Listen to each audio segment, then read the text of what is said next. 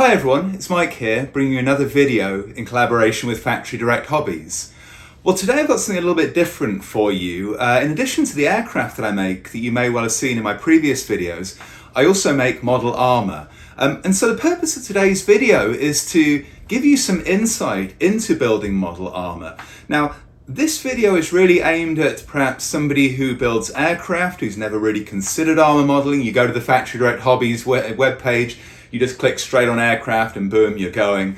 Or maybe you're just starting out in modelling in general. Perhaps you're an Army or Marine Corps veteran, or any Army around the world veteran, and you want to build the machinery that you used in combat or during the course of your career. It's going to give you a little bit of an insight into where to get started in model armour and the sort of things that you can do. I've got a selection of things in front of me. I'm going to talk about those in a moment, but at a basic level, building tanks uses a lot of the same skill set as building model aircraft. The techniques of construction are broadly the same. It's perhaps a little bit faster in the sense that you can do a lot of the construction before you do the painting. So if you're used to building model aircraft, it's easy to get bogged down at the beginning, painting the cockpit and that sort of thing, and it can be a real barrier to getting started. With a model tank, such as this Macarva here, you really just build most of it straight from the plastic. So it's kind of like building Legos in that sense. And so you get really, really good progress, and you get something very early on that looks like a tank, and it's exciting. It's a really exciting process. I really enjoy it.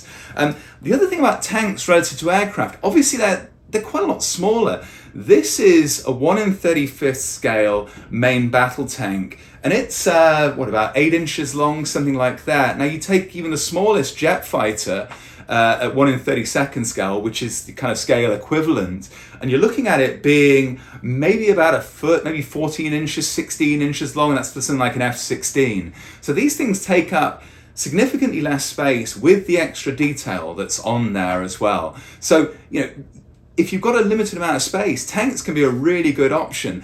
Obviously, the other thing about tanks relative to aircraft do their exciting stuff in the sky, not sitting on the runway or the apron and that sort of thing. Tanks do their exciting stuff on the ground, so it's very easy to create very dynamic scenes where the tank is really in action, such as this one in front of you, this Panzer III in North Africa with explosions going on around it. It's very easy to create something like this relative to having to hang an aircraft up and hang it in relative to other aircraft and have a half reasonable separation between them. It can take up an awful lot of space, even hanging from the ceiling. So it's very easy to create exciting, realistic battle scenes with a tank. So I guess the first thing that you're looking at when you're thinking about tanks is, well, what scale am I going to go for? I'm used to aircraft, 1 in 72nd, 1 in 48, 1 in 32nd scale, maybe 1 in 144 as well in some cases. And tanks use some of those scales. Tanks come in 1 in 72nd scale, 1 in 48 scale, and then it's like curveball, 1 in 35 scale. 1 in 35 scale is the armor scale. I don't know the reason behind that. If anybody does, please let me know in the comments. I'd love to know. But 1 in 35 is the armor scale, and that is kind of the queen scale, I guess, for model tanks. In the same way that 1 in 32nd is the kind of queen scale for aircraft. This monster here, of course, is much bigger. It's 1 in 16th scale. These are a bit fewer and further between, this particular scale, because obviously this is very big. You can see it relative to me. These figures are about the same size as like Star Wars figures, to give you an idea of scale and that sort of thing. But what you get with this is the details are quite a lot more chunky in it. It gives that real sort of sense of weight and presence to it, which I really like in a model. But you can also get that with some of the smaller scales as well. I predominantly build at 1 in 35 because I like the level of detail that you get at that scale. But it's up to you. If you've got the space for the bigger, go bigger. If you need smaller, go smaller. And one of the things to look out for on your first tank, and any tank modeler will tell you this, that one of the chores, in inverted commas, I guess, with building a model tank can be the tracks. They can be very time consuming. They aren't necessarily very fun to make. So Some of the Tamiya tanks come with rubber tracks. That's something worth looking out for.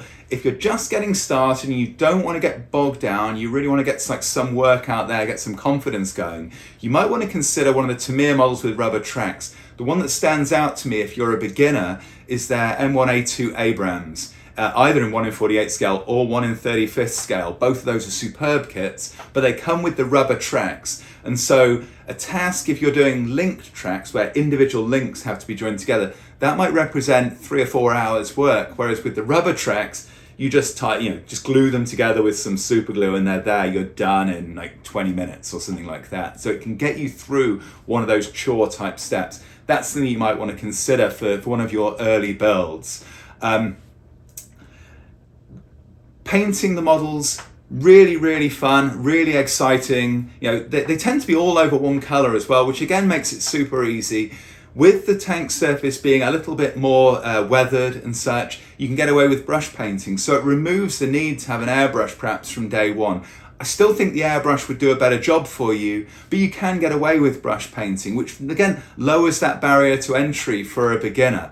So there's a lot of things out there. There's loads of material out there online. You're on YouTube anyway watching this. Have a look around, model tanks for beginners and that sort of thing. There's all sorts of guys out there who will offer you free tutorials on YouTube about how to make tanks. And so I really recommend giving it a go. If you're an aircraft modeler, maybe just give one a try. Perhaps you're running out of ideas of aircraft to make. Well, diversify into tanks. Try out a few of these. And what I found as well, if you are an aircraft modeler, building some tanks, putting some weathering on tanks actually improves your technique with an aircraft model, because a lot of the techniques are transferable in both directions. So give it a go, try out a kit. Model tank kits also, particularly at Factory Direct Hobbies, much cheaper than than an aircraft kit. So you can get something really impressive, even at 1 in 35th scale, for $40, something like that. So it isn't quite the same as with aircraft, where once you step up into that 1 in 32nd scale, you're seeing some of those bigger price tickets. Even a superb kit won't necessarily cost that much. So I hope I've given you some things to think about maybe getting into tank modeling. Ask questions in the comments. We'll be happy to answer them. The experts at Factory Direct will be able to really point you in the right direction. Maybe suggest some initial models that you might want to try out to try your hand at the skill of tank modeling. Anyway, thank you very much for listening, and happy modeling, everyone.